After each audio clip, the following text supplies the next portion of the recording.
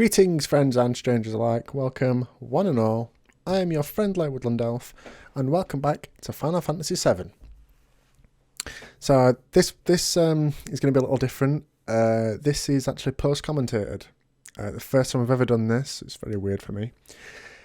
What happened was I basically recorded this entire episode without recording my commentary, because I record the gameplay and my mic separately. I forgot to start recording my mic, so it's all post-commentated. I didn't want to just re-record the entire episode for what I got last time. Like the items I got in the battle arena last time, I didn't want to have to go through that hassle and get them again, because I didn't save it between. Obviously, I pretty much just cut at this scene and then started again. So, if you remember last time, we came to the Gold Saucer in order to get the keystone from Dio, who owns the place. And to do that, we had to show him our fighting skills in the battle arena. So we did that, and then it turns out the tram was broken to get back down to Coral from the Gold Saucer. So we had to stay overnight in this hotel, and that's where we are now. Aeris walked in, and looks like we're going to go on a little date.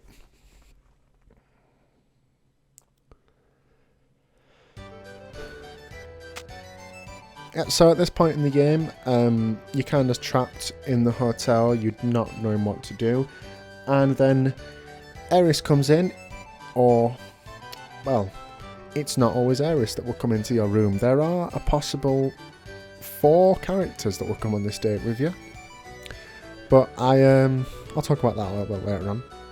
For now, we have this guy saying we're our 100th couple, and we will play the leads in the play.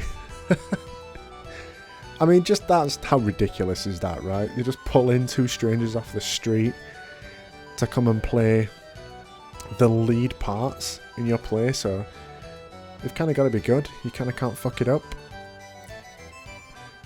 I mean, the cast of the play has got to be amazing improv. Got to be an amazing set of improv actors. Now, I did voice act this section in my original commentary, which I always do in this series. I've been voice acting the whole thing. Badly, I know. It's fun. Bite me. But yeah, I don't know if I want to like properly voice act it again. Trying to remember what I'm doing here. I think I'm just talking about how fucking ridiculous it is that they're just pulling people off the street to play leads in a play. But long ago... Come on, man. Man, I must have been talking some shit right here. So this is really weird for me. I've never done post-commentary before. Because you kind of don't... Like, I don't know how to talk. If that sounds... if that makes any sort of sense. I'm having to... It's almost like I'm commentating on someone else's thing, you know? Like... But anyway, here we go. Legendary hero Alfred. That's us. We're playing the lead of hero Alfred. And along comes this knight, spinning onto the scene. And he says his line, and Cloud fucks up. And the guy's like, "Hey man, it's your line." And then Cloud's like, "Herby-derby-derp, me? Yeah, you. Ahem. You must be the legendary hero, Alfred. What a name for a hero, right? Please save the Princess Rosa." So it's a classic princess has been captured, go save her plotline for this play. And there's the king, and I think I made a point about this in my original commentary, is that king model looks very familiar. It looks very similar to the one where President Shinra was in the Honeybee Inn right at the beginning of the game, and he was like role-playing as a fucking king or whatever. I was sure that's the same model, and I need to look that up actually. I need to know if that's the same king model they use, because if they did, that's fucking creepy.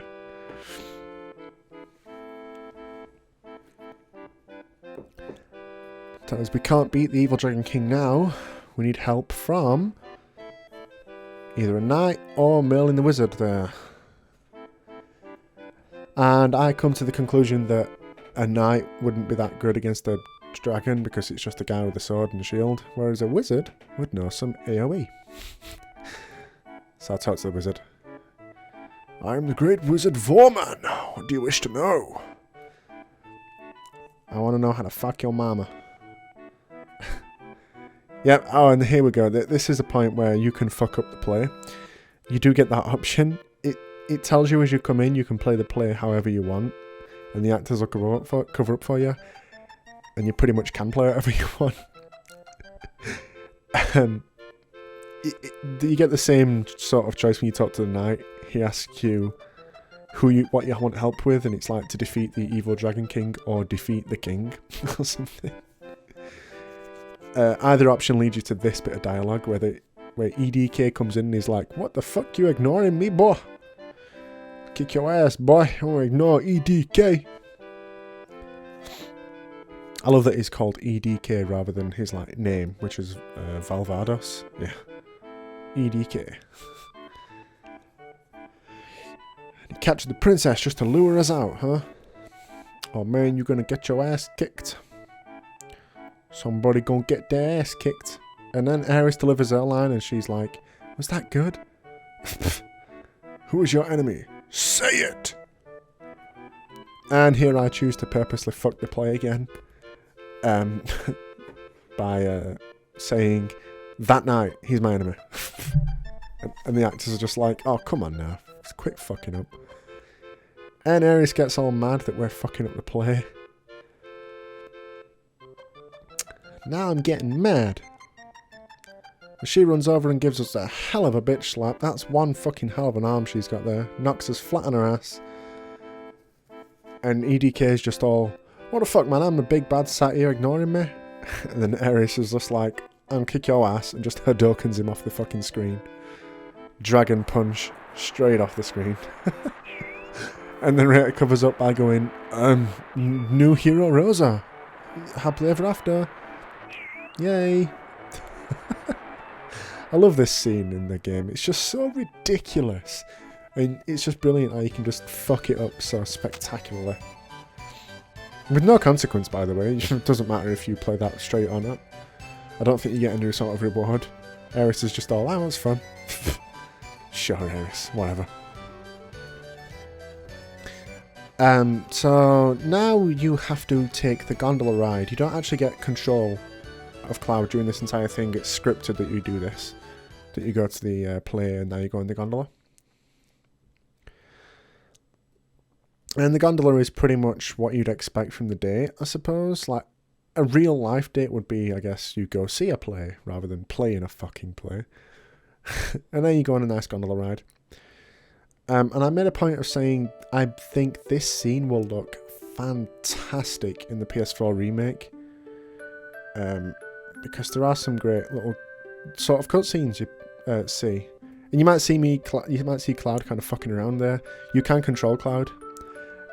Each of the D-pad buttons and whatever you've got bound to the D-pad buttons and B or circle, whatever controller you're using, they kind of make him do little movements like that. So yeah, there's little scenes like that where you get to see the Choco races, and I think there's another one. I might not have been looking at it, but there's another one before the Choco race where you get a sort of FOV shot of the gondola going like under a roller coaster and through some lights. It looks really nice. Then there's another nice shot of the fireworks in the aerial view of Gold Saucer. It's really cool how each of the areas is actually on top of one of those mushroom platforms. Yeah, this scene's going to look great in the remake.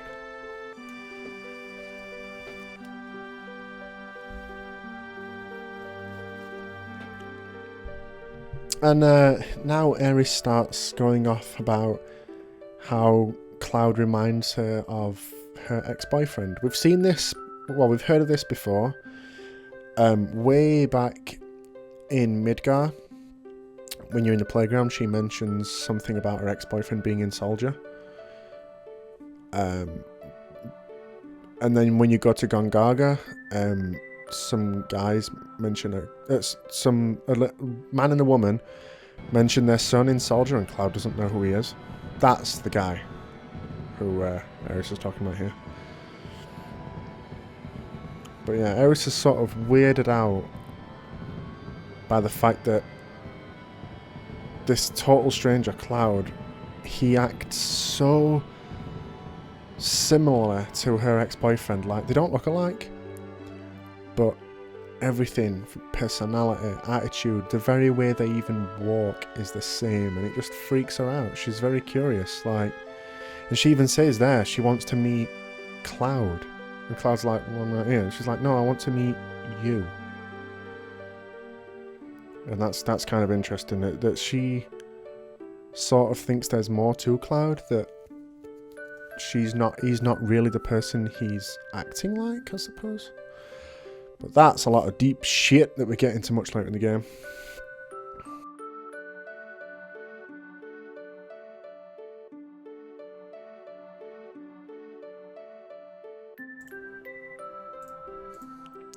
Alright, I had to just recycle my recording there because the video playback I'm watching lagged a little bit, so it kind of threw me out of sync, so I'm just recycling. But anyway, the date is over and Cait Sith's here, acting all shady. What the fuck is he doing? He's got the keystone. Wait, why? Hey, yo, Cait Sith, man. What? Why are you running? Come back. Yeah, Cait Sith is acting shady as fuck. We get like awesome chase music, like out of time music. He's got the keystone for some reason. Like, what the hell? What the? Then we have an awesome comedy moment here where we're not supposed to know where he is, but he's just clearly in view, hiding. The fucking idiot. But anyway, we're going to chase this fat motherfucker up into Chocobo Racing. We've got him cornered. We've got him now. We're going to see what the hell. The hell's going on, man? What you got the keystone for? Yeah, get here. I'm going to get you. I'm going to get you. And I try running around the other side of the table, see if that helps. It honestly doesn't help. He's too fast for you the whole way. Man, he's fat, but he can run. Oh, what is this shit? Turns out, Cait Sith sold us out. Gave the keystone to Shinra. Good arm, by the way. Good, nice throw. He sold us out. And I guess I'll do the voice acting again. Yes, I was a spy. I was hired by the Shinra. I trusted you. I can't believe you. I couldn't help it. How about we go on like nothing ever happened? Yeah, bullshit, son. That ain't gonna happen. No way, cat. Got a lot of guts acting like a friend but being a spy. Yeah. Asking us to go on like nothing ever happened. What the hell are you talking about? Of course not. You just betrayed us. Then what are you going to do? Kill me? The thought has crossed my fucking mind. I'll slash you in half. My big ass buster sword.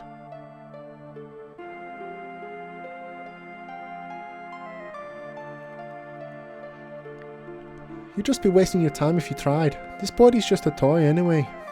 Oh yeah, he is like a robot, isn't he? My real body's at Shinra headquarters in Midgar. I'm controlling this toy cat from there. Oh, so it's a Shinra employee this whole time. He's been radio controlling you.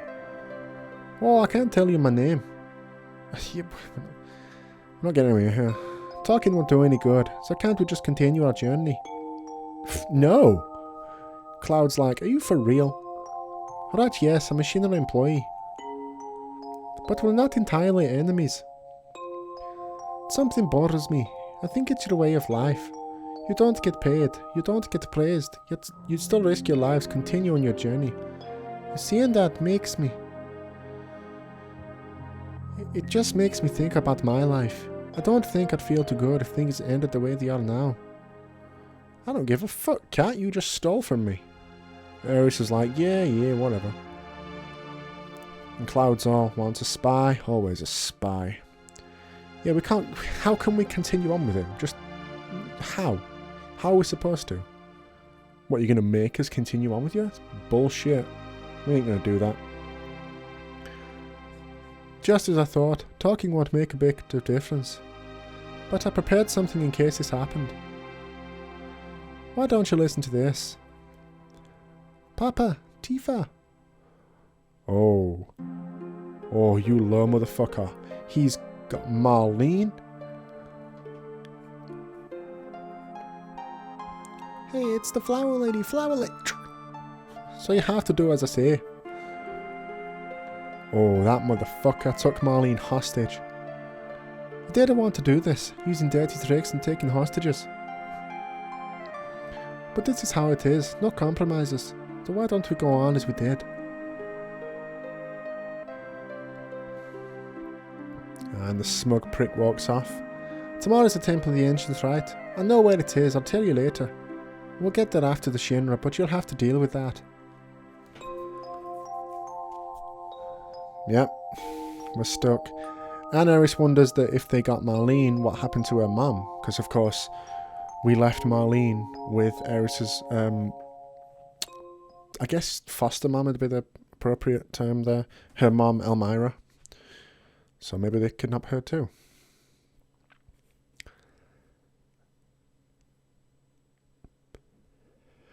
And I run over to this cupboard over here, which gives an elixir. It actually plays a little sound clip there, which it plays a sound clip of Kefka's laugh from Final Fantasy VI. Nice little Easter egg. Now I'm just kind of wandering down the hotel room, looking at all the little torture ornaments. Like that table. Why is there a guillotine on the table? What's that for? Is that for a finger? Is it for your cock? What is that for? And there's a morning star on the floor. This place is like pretty much like a sex dungeon. There's like a fucking satanic circle on a chest in the corner over there. It's a really weird fucking hotel.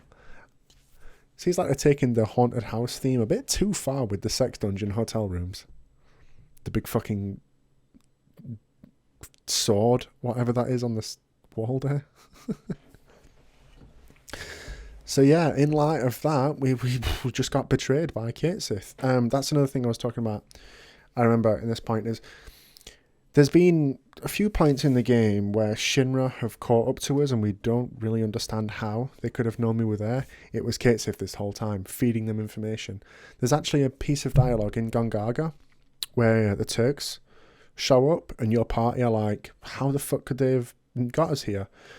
And they're like, is there a spy in this group? And if Cait Sith's actually in your group at the time, he will say, I hope no one thinks it's me just because I'm new. And the smug bastard was the spy this whole time. Shady motherfucker. This is why you never trust cats, man. I mean, I love cats. I'm a cat lover, but the jerks, can't trust them. What took you so long, Cloud? And then he's here acting like all smug motherfucker, like nothing ever happened. Kind of looking me in the eyes like, come on, man, let's go. Shall we get going? Who's going to go? And Aeris is like, I want to go. I'm going for sure. Which makes a lot of sense, right? I mean, it's the Temple of the Ancients we're going to. She is the last surviving ancient. So, it makes sense for her to go see the temple of her people. And I think I just bring Yuffie into the party to just strip her of her any material she's carrying, but she didn't have any on, so I took it all off for Cloud for the battle arena. But I pretty much just strip her of her good gear, like the bolt ring and the eating coat. I just throw on a shitty silver armlet just to get that off, because I don't want to take Yuffie with me. I actually want to take Sid with me. I walk over to Sid, even though you don't need to. You can talk to any character to bring up this screen. It's just a habit, I guess. Yeah, I'm going to take Sid along because he's our newest character and we haven't got any... Like, he's still on level 1 limit breaks. He needs to do a little bit of work to catch up, so we're going to bring him with us. And here I was just wondering if you could use the shop or the inn at this place, because these are actually functional. There is a shop and there is an inn, but you can't use them at this point in the game. You have to come back a little later. Then see you later. Fucking smug ass cat. And here I was just sort of saying, I think there's other stuff to do while we're here. Like, I think you can do the Wonder Square and the Battle Square and the Chocobo Square. I think. I'm not 100% sure on those, however. But at one point, I think one thing you can do while you're here is the Speed Square, which is, I'll just go and take a look at it. I don't do it. Wow, that came out wrong. I don't participate in this little event. It's like a rail shooter minigame. Like you ride a roller coaster and you've got like a laser cannon and you shoot things like fly past your screen and shoot them. It's a rail shooter. And if you get over 5,000 points, you get like a good prize. On disc 1, the 5,000 point prize is a weapon for Aeris. It's a weapon called Umbrella. It's got like really high attack, but no materia slots. So it's like absolutely fucking worthless. And I think if you come in disc 2 or 3 and do that and get over 5,000 points, it's a weapon for Cid, I think. I actually think, if I remember rightly, I think it's a Scimitar, which gives triple AP growth for Cid. Like one of only a handful of weapons in the entire game that gives triple AP growth, so it's really useful to get a hold of, so I recommend you do it. With Aeris' weapon, the Umbrella, I think there's a weapon like that for every character, actually. I think that has like really, really outrageously high attack for that character, but no materia. So if you run in all physical, it's great. But and at this point, I take a little stop into the battle arena because I think I'm explaining I may do some off screen. Last episode, I explained I've never got an Omnislash with the battle arena. I've never sat and grinded it out. Spoiler, there is a point in the game where you do use Omnislash once. Even if you don't have it from here, you do get to use it, so that's kind of cool that you get to see it anyway. But I think I said there is an item in this battle arena called the Champion Belt, which it's an accessory, and it gives plus 30 to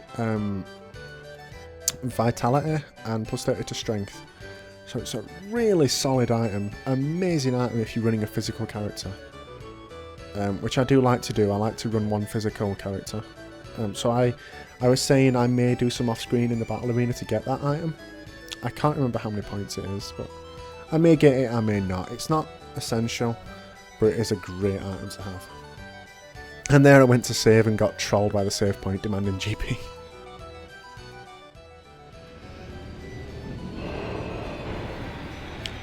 So for the second time in the game, we are done with the gold saucer. We will be back here later on in the game.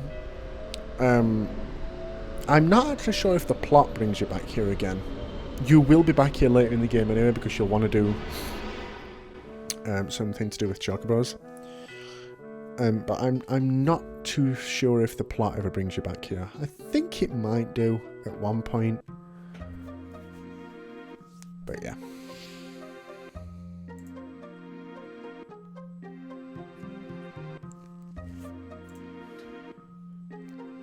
And at this point, I'm just sort of going around these traders again because I think maybe the stock is updated. I don't think it does in any place in the game. I don't think the stock updates.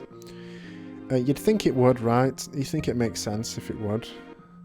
Maybe games do that nowadays, but this game was back in '97. They didn't think of updating the store across the board. If you want that really good item in that one particular store, you're going to have to go and find it, motherfucker. This ain't Pokemon where the further you progress in the game, the better items every single mart in the game has. No. We did it hardcore back here. Alright, and now there is nothing left for us to do except head on to the Temple of the Ancients. I remember though in the original commentary I took this opportunity to talk about the date that we just had with Aeris, so I guess I'll do that again, because obviously there's a lot of video to fill time in, so I'll just talk about that again. There are actually 4 possible candidates for that date. It's not just Aeris. If you're playing the game not knowing this, that there are 4 possible, you're probably just going to end up with Aeris anyway. How it works is there are dialogue options throughout the game, if you've noticed, that you may think they don't have much bearing, it's just a dialogue choice. They do have bearing. This is what they contribute towards, is the date companion, I suppose. If you play it pretty much straight, you know, kind of being generally nice to everyone, you do spend a lot of time with Aeris, so you are going to be generally nice to Aeris.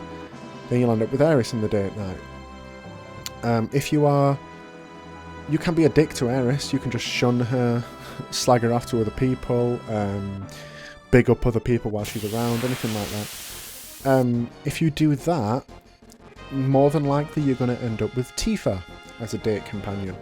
Now those two, Aeris and Tifa, are sort of the serious date. You know, like we have the whole touching scene on the gondola there. Aeris sort of reminisces about stuff and compares Cloud to her ex-boyfriend. Great fucking thing to do on a date, by the way. Yeah, Aeris and Tifa are kind of serious dates. So if you're a sort of a dick to Aeris, you're most likely going to end up with Tifa. Third option is if you are a dick to both Aeris and Tifa, you are more than likely going to end up with Yuffie. Now it's always an interesting one to me as to how you can get Yuffie on the date, because if you remember, we just came off the back of the Wu-Tai questlines where Yuffie stole from us and had us chase around the entirety of Wu-Tai trying to get our shit back. So why Cloud would want to go on a date with her, I don't know. And the fact that Yuffie is 16 years old, Cloud's 21, and it's like, why the hell is Yuffie here? I think she comes in and says like, do you want to go on a date? And Cloud's just like, what? Get the fuck out. I don't want to go on a date with you. And the fourth option, I did say there were 4 options. The fourth option for the date is, interestingly, not a lady. It's Barret. You can go on a date with Barret. Now, it's not a romantic date. This game is well clear of any of that kind of caper. I don't know. It decides not to make it any sort of romantic date. I mean, it'd be really weird if it was. Not for that reason, just the fact that why would Barret suddenly have romantic feelings for Cloud? It's like, what the hell, this is just weird. It's not even sort of a date, it's sort of a bros night out sort of thing. Like, I believe you can do the play with Aeris, Tifa and Yuffie, but you can't do the play with Barret. I think you sort of walk in and the guy's like, hey, you're our 100th couple. Oh, wait, no you're not. It's like, what the... We could be a couple, you don't know. But yeah, it's very hard to get Barret because you kind of have to... You have to be a dick to Aeris, Tifa and Yuffie, and you have to kind of big up Barret a lot. You have to do a lot of stuff for Marlene. That gets you points with Barret. An easy way to get Barret, I suppose, would be to not get Yuffie until after this point. Until after the date night. Because Yuffie, of course, is an optional character, so you can get her at any point in the game. But if you don't get her until after the date night, all you have to do then is be a dick to both Aeris and Tifa, and you're going to get Barret as your choice. So, I mean, if you want to know how to get them all properly, there's guides for it. I highly recommend you use the guides, because it can be quite difficult knowing what choices to pick, like what choices influence which character, because it's not always as easy as you think. Like, for example, this scene at the very beginning of the game where you meet Aeris for the first time, she asks you, do you want to buy a flower? And that's one of the dialogue options that influences it. If you choose to buy a flower from her, you won't get points with Aeris, because what that choice does further down the line is you get the option to give that flower to either Tifa or Marlene. That will either get you points with Tifa or Barret, depending on your score, depending on who you pick. So the way to get points with Aeris in that is to not buy a flower at all, which would seem really weird. You think like, well, to get points with Aeris, you want to be nice to her, you buy a flower. You'd think, right? So it's really, really hard if you don't know what you're doing. So I highly recommend using a guide. If you're not going to get Aeris, if you just want to get Tifa, see what that's like, or get Yuffie or Barret just for the jokes. And you might have noticed I was messing around with the world map up on the screen there. I think I was just talking about how to get to the Temple of the Ancients. Like Rufus said we were going the wrong way when we were way up in Rocket Town, because they were originally going west. That's the direction we've been going this whole time, is sort of north and west towards Rocket Town, whereas the Temple of the Ancients is obviously south and east. So that's what they were talking about when they were saying they were going the wrong way. So I think this might be around where the end of the episode comes up. And I think I say at this point, you have to be careful at this point in the game, because if once you enter the Temple of the Ancients, you are stuck in there until you complete that section of the game. So if there's anything you want to be doing beforehand, if you've got any outstanding bits to do, maybe you want to go get Yuffie, maybe you want to go and get Vincent, maybe there's items you want before this point in the game, whatever, I recommend you do them now, because once you enter, you're in there until you complete it. So I think that's about it for this episode. So I'm just going to say thank you very much for watching. Thanks for putting up with the weird post-commentary change. I'm going to make sure I record properly in the next episode. So thanks for watching. I'll see you next time. Bye bye.